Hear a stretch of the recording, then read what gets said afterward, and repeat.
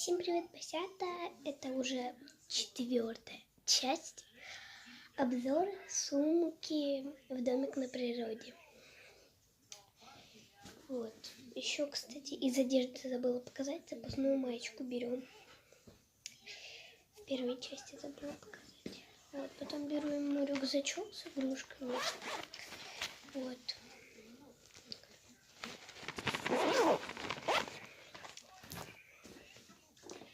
Теперь начнем с моего. Слюнявчик только забыла показать. Теперь мои вещи. Беру вот такую маечку для сна, желтенькую, ну и пижамку с ананасиками.